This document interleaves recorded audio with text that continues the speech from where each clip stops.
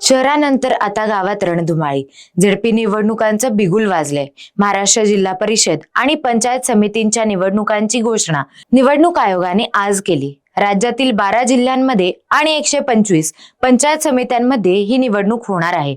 यामध्ये रायगड, रत्नागिरी, सिंधुदुर्ग, पुणे, सोलापूर, सातारा, सांगली, कोल्हापूर, छत्रपती संभाजीनगर, परभणी आणि धाराशिव या जिल्ह्यांचाही समावेश आहे. आणि या निवडणुकांसाठी 16 ते 21 जानेवारी दरम्यान उमेदवारी अर्ज स्वीकारले जाणार आहेत.